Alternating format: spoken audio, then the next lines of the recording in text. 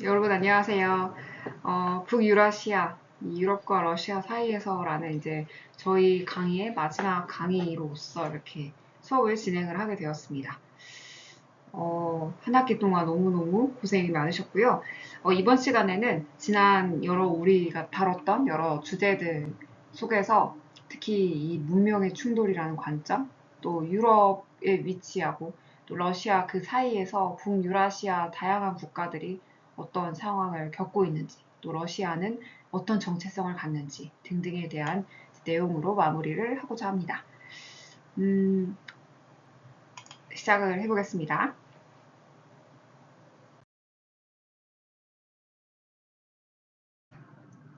자, 소련 해체와 서방의 암묵적인 약속에 대한 이제 내용인데요. 1989년에 베를린 장벽이 붕괴를 했습니다. 그리고 나서 1990년에 그로부터 이제 다음 해 이듬해에 독일이 결국엔 동과 서로 나뉘었던 독일에 대한 통일 협상을 하게 됩니다. 당시에 이제 서방의 대표로서 미국 그리고 소련의 이제 대표로서 고르바초프가 이런 이제 협상을 하게 되는데 국무장관이었던 제임스 베이커가 고르바초프에게 다음과 같은 말을 전합니다. 나토는 동쪽으로 1인치도 확장하지 않을 것입니다. 라는 말을 전합니다. 이 말은 이제 소련으로 하여금 우리가 나토 그리고 나토에 대한 대응으로서 소련의 중심이 되었던 바르샤바 조약기구가 서로 이제 더 이상 대립하지 않아도 된다. 냉전의 종식을 의미하는 말이었습니다. 그래서 이후에 이제 소련은 바르샤바 조약기구를 해체하게 됩니다. WTO죠. 이 바르샤바가 W로 이제 표기가 되면서 와르샤바. 그래서 이제 WTO가 되는데요. 이 해체가 되고 독일의 통일을 결국 승인을 하게 됩니다. 자, 그런데 분명 이런 말을 약속처럼 했어요.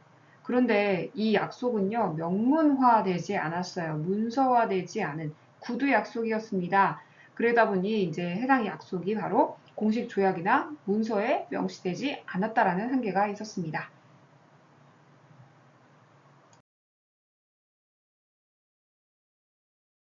이제 그 구두 약속이 어떤 이제 현재 영향으로 이어지는가가 굉장히 우리가 또 이 북유라시아를 공부하면서 또 다루어야 될 주제일 것 같습니다.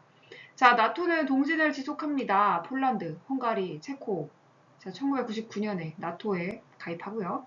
발트 3국, 루마니아, 불가리아 등의 7개국이 2004년에 가입을 합니다. 이후에도 이런 이제 그 우리가 이제 중부 유럽, 동유럽 지대에 있는 국가들이 바로 이 나토의 동진으로 이 나토에 포함이 되는 결과가 이어집니다. 자, 유럽 입장은 이렇습니다. 공식적인 약속은 없었다. 어떤 명문화된 약속이 아니었다. 그리고 우리가 막 한 게 아니라 동유럽 국가들이 자발적으로 선택한 것이다. 라고 주장을 합니다. 그리고 러시아는요. 이건 암묵적인 약속을 서방 측이 위반한 것이다. 신뢰를 파기한 것이다. 라고 얘기를 합니다. 그것이 이제 바로 푸틴 대통령의 민헨 안보회의에서 이런 언급을 하죠. 국제 질서는 일방적으로 운영되고 있다. 우리는 속았고 신뢰는 깨졌다. 라고 이제 이 유튜브를 이제 들어가면 여러분들이 보실 수가 있습니다.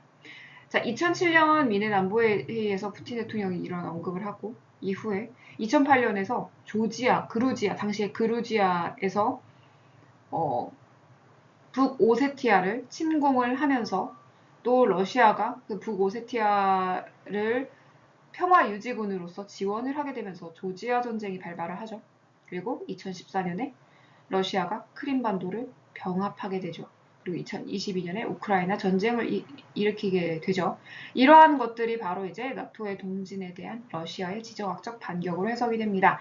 왜 2008년 조지아 전쟁이 이 나토의 동진에 대한 지정학적 반격이냐? 조지아도 이 시기 때에 바로 그 나토에 가입하기 위한 움직임을 보였습니다.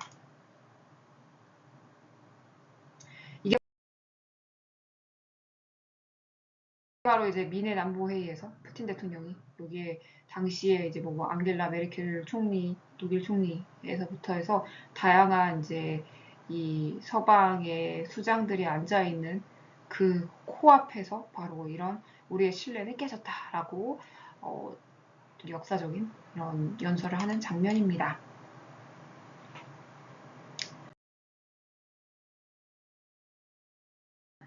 자, 그러면서 이제 러시아의 대유럽 전략이 큰 전환점을 맞이하게 됩니다. 우선 우리가 이제 러시아를 고민을 할 때 이런 이제 얘기들을 하게 됩니다. 러시아는 유럽의 일부인가요? 아니면은 독립된 문명인가요? 아니면은 뭐 아시아인가요? 뭐 이런 이제 질문들이 바로 우리가 러시아라는 지역을 이해하는 데 있어서 굉장히 또 중요한 가치관, 또 중요한 관점입니다. 첫 번째 관점은요, 바로 슬라브주의라는 관점입니다. 슬라브주의는요, 1930년대부터 40년대 이 무렵에 이제 되게 이제 유행했던 관점인데요. 슬라브인들 중심이라는 그런 개념이겠죠. 전통을 강조하고요. 공동체, 그리고 정교회적인 가치를 중시하고 굉장히 좀 보수적인 러시아의 민족주의적인 관점입니다. 이 슬라브주의자들이라고도 하는데요. 슬라브주의를 따르는 사람들입니다. 이 사람들의 특징은요. 유럽과의 반목을 좀 하게 되고요. 우리는 유럽과 좀 다른 문명을 가지고 있다라는 이 관점을 가지고 있습니다. 푸틴 체제에서는요, 바로 이러한 슬라브주의적인 관점에 따라서 굉장히 이 러시아적인, 특히 정교회 중심의 이런 담론을 소환하게 됩니다. 다음으로는 이제 또 서구주의라는 이런 그 관점인데요. 이것도 굉장히 그 슬라브주의와 대응을 해서 치열한 이런 그 논쟁을 펼쳤던 관점입니다. 이것도 유사한 시기에 19세기 초반, 초중반에 이제 논의됐던 관점입니다. 서구주의자들은요, 대체로 근대화, 개혁과 서구 제도를 받아들여야 된다라는 입장입니다. 어떻게 보면 여러분들이 공부하셨던 인물 중에는 뾰테르 대제가 바로 이 서구주의를 이끌었던 그 짜르 그 제국 황제였다라고 볼 수가 있겠죠. 서구적인 근대 질서를 수용해야 된다라는 입장입니다. 특히 이 관점은요, 이후에 1990년대 옐친 시기의 이 자유주의 세력들에게 상당히 많은 영향을 주었던 그런 관점입니다. 근데 이것만으로는 우리가 러시아의 현재의 관점을 설명하는데 좀 한계가 있습니다. 그래서 등장한 개념이 바로 유라시아주의입니다. 유라시아주의는 비교적 최근 1920년대에 등장한 관점입니다. 소련이 막 등장한 무렵에 나타난 관점인데요. 어떻게 보면 러시아뿐만이 아니라 이 북유라시아 전체를 아울러야 된다라는 그 소련에서의 내부적인 내부적인 어떤 노력의 일환이지 않았을까 싶은데요. 문명이 혼종되어 있고 지정학적인 어떤 독자성을 가지고서 우리는 서구가 일단 아니야. 그렇지만 우리는 하나의 유라시아로서의 존재야 라고 하는 이런 그러면서 그 안에서의 우린 근대화를 추구할 거야 라는 관점입니다. 그래서 이 유라시아주의는요, 러시아는 유럽도 아니고 아시아도 아니고 우리는 고유한 제3의 문명이야 라고 하는 관점입니다. 어떻게 보면 푸틴 체제가요, 이런 뭐 러시아적인 가치를 담론으로 소환한 것도 있지만 푸틴 체제 자체의 외교적인 사조가 바로 이런 다극적인 세계 질서 속에서의 담론 속에서 다극주의를 강조하는데 바로 이 유라시아주의를 자주 이제 사용하게 됩니다. 자, 여기까지가 바로 러시아의 어떤 대유럽 전략에서의 그 전환인데요. 기존의 이제 이런 서구주의적인 그런 그 90년대의 어떤 관점에서 푸틴 대통령이 집권한 이후에는 이 슬라브주의와 또 크게는 이제 유라시아주의가 러시아의 어떤 국가의 사조로서 기능을 하게 됩니다.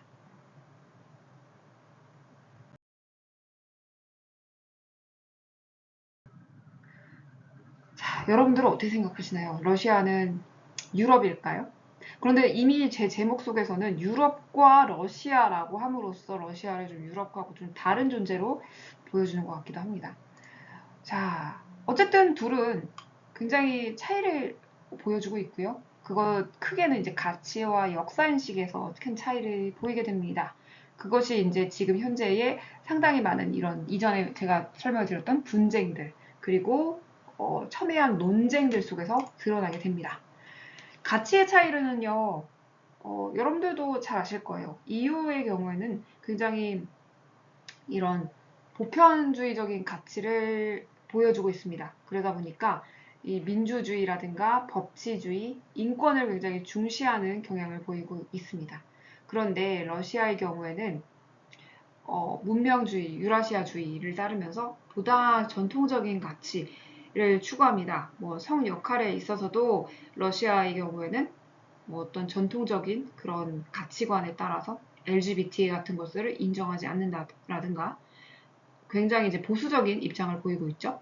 그리고 국가의 주권을 우위에 두는 정책을 펼치고 있고 또 정교의 중심에 정체성을 보이고 있다라는 특징도 있습니다. 한편으로는 문명 충돌의 또 사례들로서 이 유럽과 러시아의 이런 차이들을 또 우리가 또 가시화되는 그런 것들을 볼 수 있죠. 나토와 이후의 동진 확대에 대한 러시아의 강한 반발, 앞서 설명을 드렸듯이 그런 사례가 있고요. 또 국가들을 자세히 이렇게 들여다보게 되면 발트 3국의 경우에는 소련을 일종의 점령자라고 인식을 하고 그것의 후계국인 러시아에 대해서 소련은 이제 소련의 후계국인 러시아에 대해서도 굉장히 좀 적대적인 입장을 보이고 있죠. 하지만 러시아의 경우에는 소련은 나치를 물리친 해방자라는 이념 프레임을 가지고 현재에도 끊임없이 그러한 개념을 동원하고 있습니다. 그리하여서 EU는 러시아를 비민주적인 타자로 그리게 되고요. 러시아는 EU를 도덕주의적인 어떤 너무 이제 도덕주의에 빠져 있는 그런 간섭자, 국가의 내정을 간섭하는 자꾸만 사람들의 뭐 민주화라는 이름으로 사람들의 인식을 영향을 미치는 그런 존재로 간주를 하게 됩니다.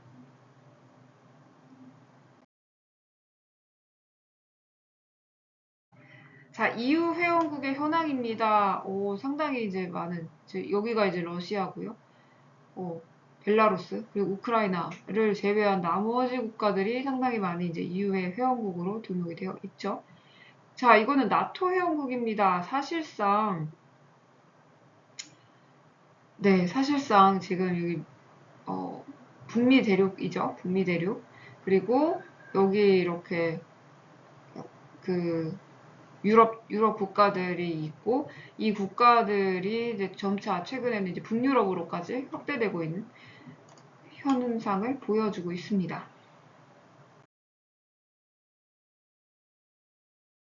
음. 그래서 이제 추가 회원가입국에 이제 핀란드, 스웨덴까지 이제 포함이 되게 되면서 상당히 러시아 입장에서는 이 어떤 군사적으로 안보적으로 상당히 이제 위기의 감정을 느끼게 됩니다.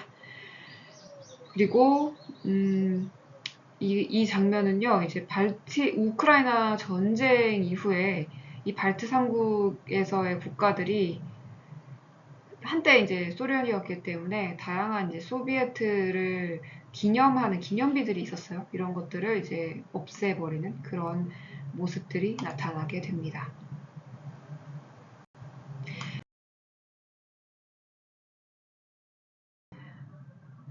그런데 자, 이 문명적으로 이렇게 서로가 대립을 하고 있는 유럽 지역과 그리고 러시아 이들 지역이 어떻게 뭐 서로 뜻이 안 맞으면 그냥 뭐 따로 살면 되지. 하지만 그게 불가능한 또 현실적인 여건입니다. 바로 경제적인 상호 의존 관계에 있기 때문입니다.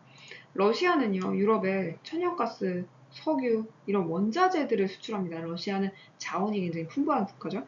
그리고 대륙을 통해서 서로 연결을 할 수가 있습니다.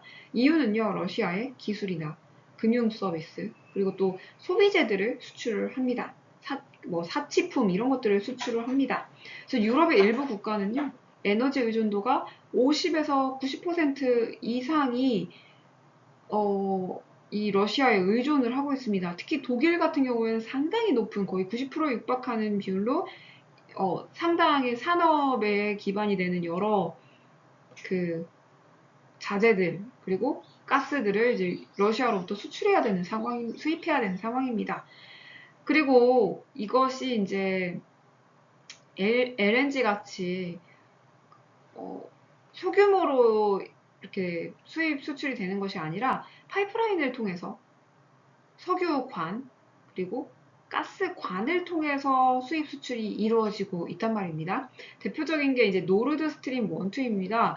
지금 독일과 러시아 간에 직통 가스관이 원래 이제 노르드 스트림 1, 2라고 해가지고 연결이 될 수 있었거든요. 왜냐면 독일하고 러시아는 붙어 있지가 않죠. 그런데 이들 국가 사이에 뭐 우크라이나라든가 벨라루스라든가 또 그 안에 또 여러 이제 그 중부 유럽의 국가들이 있단 말입니다. 그래서 이들 국가들을 연결을 해서 지나가다 보면 그거에 따른 이제 가격 차이, 비용 문제가 발생을 하고 또 각 국가들의 어떤 그 정치적인 문제가 개입될 여지가 있는 거죠. 그래서 독일이 이참에 러시아 간에 직통가스관을 건설을 해서 그것을 원래 개통하기로 예정이 되어 있었는데요. 노르드 스트림이 뭐 폭발 그리고 최근에의 제재, 러시아 제재와 관련된 문제들로 인해서 현재 중단된 상태입니다. 유럽은요, 우크라이나 전쟁 이후에 러시아와 안보적으로 상당히 더 큰 대립 그리고 반목을 하게 된 상황입니다. 그러다 보니 이런 유럽에서는요, 에너지를 보다 다변화하려는 정책을 펼치게 됩니다.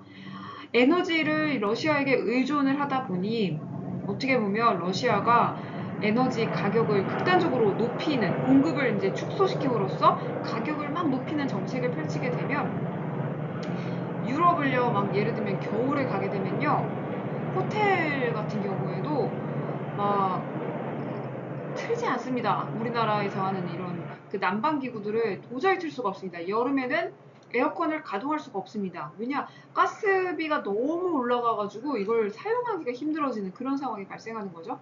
그러다 보니 이제 유럽 입장에서는 마치 이제 러시아가 이런 그 가스관을 통해 가스를 통해서 협박을 한다라는 입장을 이제 느끼게 되고 그러면서 이제 다른 LNG 배를 통해서 그 미국으로부터 이런 그 가스를 수입을 한다든가 또는 노르웨이, 카타르와의 협력을 강화함으로써 러시아에게만 이런 가스와 에너지들을 의존하지 않겠다라는 정책을 펼치게 됩니다. 러시아산 에너지 탈피는 계속해서 이제 가속화하고 있고요. 특히 여러 이제 뭐 프랑스라든가 뭐 영국 이런 국가들 에너지 탈피 가속화하고 있습니다. 발트 삼국도 쉽지는 않지만 이런 그 노력을 계속해서 보이고 있습니다. 그런데 그럼에도 불구하고 헝가리나 슬로바키아나 불가리아 등등은 여전히 러시아의 에너지를 상당히 많이 의존을 하고 있는 상황입니다.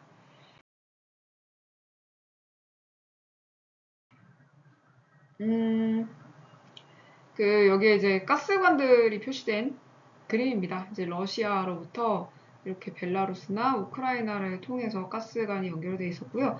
여기 보시면 이게 이제 노르드 스트림이었습니다. 그래서 독일로 다이렉트로 연결되는 가스관이 연결이 되어 있었고요. 이렇게 뭐 아제르바이잔을 통해서 이렇게 흑해를 통해 가스관이 또 연결되고 있는 그런 터키로 연결되는 그런 모습들 우리가 살펴볼 수가 있었습니다.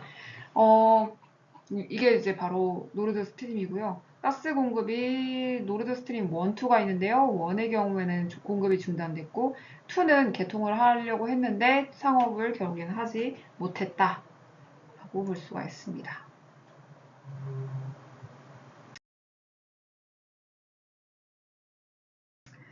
자, 이렇게 복잡하죠. 이 지역들은요. 러시아의 어떤 전통적인 정교회적인 가치, 그리고 유럽의 어떤 자유주의와 기독교적인 가치, 그리고 지역 내부 자체에서도 민족이 다양하기 때문에 민족주의로 인한 여러 갈등들이 있습니다. 이런 것들이 바로 교차하는 곳이 바로 이 북유라시아 지역들입니다. 대표적으로 발트 삼국이 있죠. 우크라이나가 있죠. 몰도바가 있죠. 조지아가 있죠. 벨라루스가 있죠. 이들 국가들은 바로 EU 통합의 대상이 되기도 하고 또 러시아의 영향권 하에 있는 국가들이기도 합니다. 그래서 여러분들 다 자세히 보시면 뭐 우크라이나 분쟁을 넘어서 전쟁이 발생하고 있는 국가죠. 몰도바도, 트란스니스트리아, 그리고 조지아, 북오세티아, 그리고 벨라루스의 경우에는 친러 정권이 지속되고 있고, 발트 3국의 경우에는 친서방 정책을 계속해서 펼치면서 북유럽과의 관계를 지속적으로 하고 있죠. 이처럼 이들 국가들은 한쪽 라인을 이제 탄다거나 아니면 그 안에서 여러 갈등 요소가 이제 내포되고 있는 그런 국가들입니다. 그래서 내부적으로는 서방을 지향하고 또 러시아에 대한 또 정부가 들어서면 러시아의 그런 영향을 높이는 그런 사이에서 계속해서 갈등하고 있는 모습이 나타나고 있고요. 이에 따라서 이들 국가들, 상당한 국가들이 정치적인 불안정과 더불어서 문화적으로 다양한 문화들 속에서 여러 이제 복합적인 문화가 발생하기도 하지만 이 문화 간에 또 충돌이 발생하고 있는 불안정성을 보여주기도 합니다.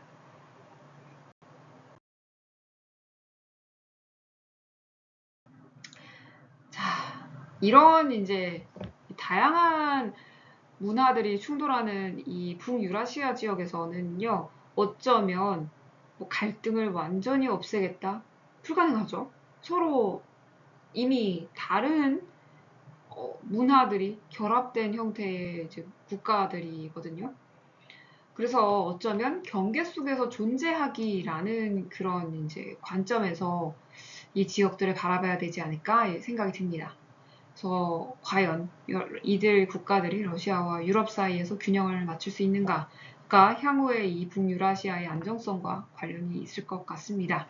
그래서 어쩌면 이들 국가들은 경계를 넘어서서 복합적인 이런 정체성을 가지고 살아가게 될 것이고 문화나 정치나 언어의 균형 전략을 추구하는 것이 이 어떤 적응이냐 또 저항이냐 이런 것들 이제 혼합적인 모습을 보여주게 됩니다. 그래서 이런 복합적인 정체성이 바로 북유라시아의 특성이고요. 그래서 그러다 보니 우리가 되게 다양한 그 북유라시아의 역사적 배경을 살펴보았고 그리고 이들 국가들이 최근 역사 속에서 어떻게 변화를 하고 어떻게 연합을 하고 또 분쟁을 겪고 하는 것들을 우리가 살펴봤죠. 그리고 이와 동시에 여러분들이 또 다양한 어떤 체험들을 해보면서 이들 국가들 속에서 같은 러시아라고 하더라도 되게 다양한 그 문화들, 음식들, 또 사람들이 존재한다는 것을 여러분들 좀 적게나마 체험을 해봤죠.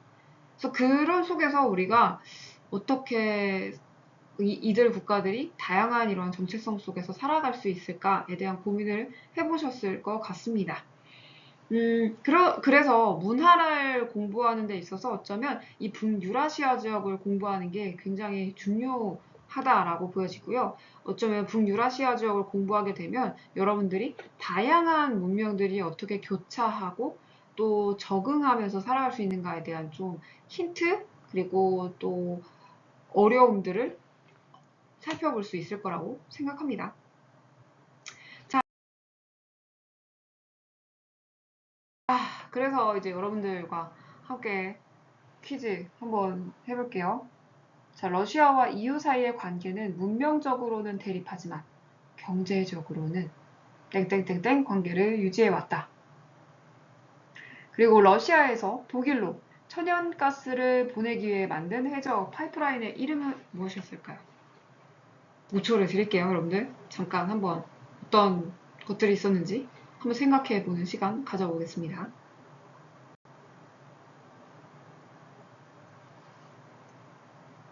네, 정답은